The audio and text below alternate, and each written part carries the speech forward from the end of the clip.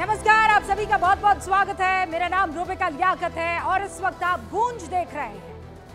मोदी 3.0 का आधिकारिक तौर पर कामकाज आज शुरू हो चुका है। कल देर शाम मंत्रालयों का बंटवारा हुआ और आज 72 मंत्रियों ने अपने अपने दफ्तर जाकर जिम्मेदारी ले भी ली है। आपको अमित शाह नजर आ रहे हैं। इसी तरह बाकी 72 जो मंत्री हैं उन्होंने अपना अपना कार्यभार संभाल लिया है।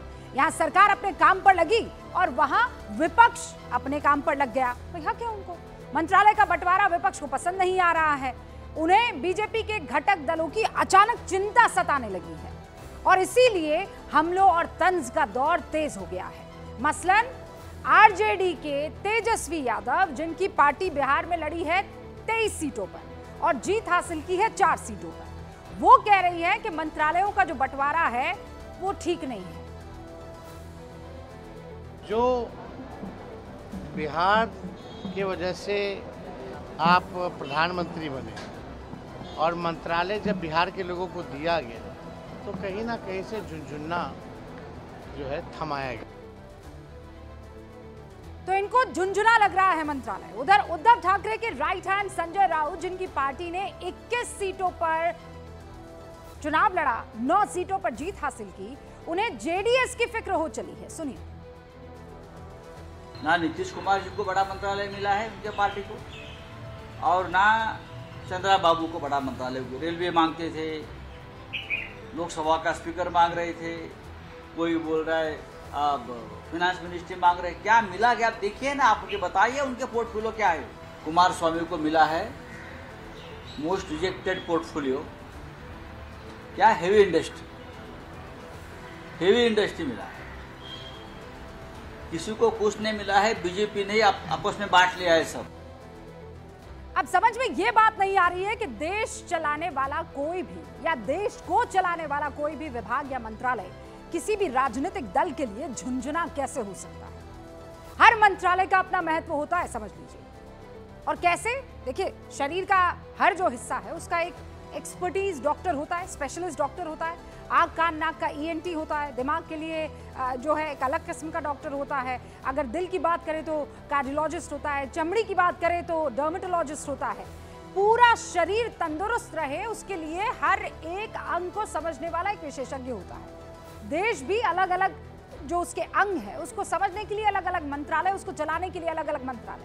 अब आप ये कह दीजिएगा कि नहीं भाई, ये जो चमड़ी वाला डॉक्टर है ये तो झुनझुना वाला डॉक्टर है, मतलब अगर वो मंत्रालय आपके हिसाब का नहीं है तो झुनझुना हो गया। बिहार के पूर्व मुख्यमंत्री और हिंदुस्तान आवाम मोर्चा के प्रमुख जितिन राम मांझी, उनको क्या मिला है? उनको सूक्ष्म लघु और मध्यम उद्योग यानी एमएसएमई मंत्रालय दिया गया है। इस विभाग के अंदर छोटे छोटे उद्योग जैसे कि खादी हो गया, ग्रामीण उद्योग हो गया, मंझली स्तर की जो फैक्ट्रीज हैं वो हो गई। इस सेक्टर की भारत की जीडीपी में हिस्सेदारी आपको पता है कितनी है? 29%। भारत जो सामान एक्सपोर्ट करता है ना, उसमें 45% हिस्सेदारी एमएसएमई की है। सरकारी आंकड़ों की ही बात कर रही हूं। 15 करोड़ से ज्यादा रोजगार का सृजन ये सेक्टर करता है। इस विभाग का बजट 22,000 करोड़ का है। अब ये झुनझुना वाला हो गया मंत्रालय। जेडीयू के पूर्व राष्ट्रीय अध्यक्ष और मुंगेर से सांसद ललन सिंह, उनके विभाग को भी समझा देती हूं। 2 विभाग है इनके पास, एक तो पंचायती राज है और एक मत्स्य पालन, पशुपालन एवं डेयरी मंत्रालय। पंचायती राज विभाग का सालाना बजट कितना है आप जानते हैं? करीब 1100 करोड़ रुपए। इस विभाग का मुख्य काम क्या है? देश के गांव की सरकार यानी कि पंचायत के लिए फंड देना और उनका विकास देखना, यानी देश की 2,50,000 ग्राम पंचायतें इसी विभाग के जरिए मदद पाती है। उधर पशुपालन और मछली पालन की अगर बात करूं तो उसके हिस्से करीब 7,000 करोड़ का बजट है, वो भी सालाना महज। देश भर में 2 करोड़ 80 लाख लोग मछली पालन पर निर्भर करते हैं और 2 करोड़ से ज्यादा लोग पशुपालन पर निर्भर करते हैं। और भारत के गांव की 55% आबादी पशुपालन करती है। तेजस्वी यादव को भले ही ये विभाग झुनझुना वाले लगे, लेकिन भारत की कृषि जीडीपी में इस सेक्टर की 25% हिस्सेदारी है। अब जेडीएस को जो मंत्रालय मिला है उसके बारे में बता देती हूं।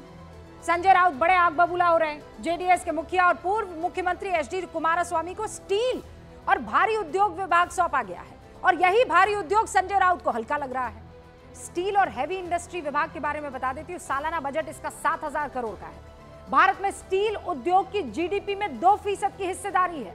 25 लाख से ज्यादा लोग इस उद्योग की वजह से रोजगार पा रहे हैं। और टीडीपी की अगर मैं बात करूं, श्रीकाकुलम से सांसद राम मोहन नायडू सबसे यंग है। नागरिक उड्डयन मंत्रालय उनको मिला है। इस मंत्रालय का सालाना बजट कितना है? 2300 करोड़ रुपए। 2300 करोड़। देश में नागरिक उड्डयन विभाग से करीब 2,50,000 लोग डायरेक्ट रोजगार पाते हैं। और मैं उन लोगों की तो बात ही नहीं कर रही हूं, उनकी संख्या अलग है जो एयरपोर्ट के लिए टैक्सी और फ्लाइट बुकिंग के लिए जो ऐप जैसे जुड़े काम से कहीं ना कहीं जुड़े हुए हैं। हाजीपुर के सांसद चिराग पासवान के मंत्रालय को देख लीजिए ना। चिराग पासवान को फूड प्रोसेसिंग मंत्रालय मिला है। इसका सालाना बजट कितना है? 3200 करोड़ रुपए। देश भर का 12% रोजगार इस सेक्टर से निकलता है। 5100 करोड़ का निर्यात भारत इस सेक्टर में करता है। और कृषि जीडीपी में इसकी हिस्सेदारी कितनी है? 18%।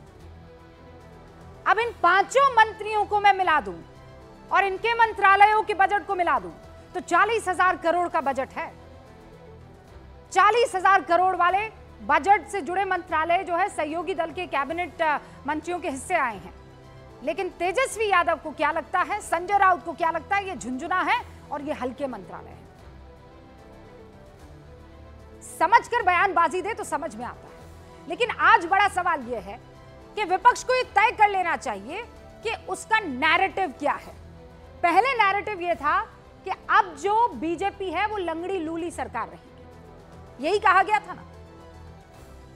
या तो वो लंगड़ी लूली सरकार है, बैसाखी की उसे जरूरत है और इसीलिए बड़े इंपॉर्टेंट मंत्रालय जो है वो सब जगह बांट देगी, या फिर वो हल्के फुल्के मंत्रालय दे रही है, इसका मतलब वो मजबूत सरकार है। अब ये तय करना है विपक्ष को। ये बयानबाजी जो चली है, इस पर जो जवाब आया है, पहले उस जवाब को सुन लीजिए आप मंत्रियों की तरफ से। और जो आपको दिख रहा है, जो विभाग है वो दिखने वाला आम लोगों के साथ जुड़ा हुआ विभाग, इसलिए आप किसी भी चीज में नेगेटिविटी को देखें। नेगेटिविटी को नहीं देखना चाहिए, पॉजिटिविटी को देखें। हमारा कंसेप्ट बहुत बचपन से रहा है कि काम कोई छोटा नहीं होता है, वर्क इज वर्शिप, काम ही पूजा होती है। अपने विभाग की उपलब्धियां जब जनता के सामने हम लोगों के द्वारा रखी जाएंगी तो जो इस उम्मीद के साथ तंज कसने का प्रयास कर रहे हैं उनको अपने आप जवाब मिलेगा।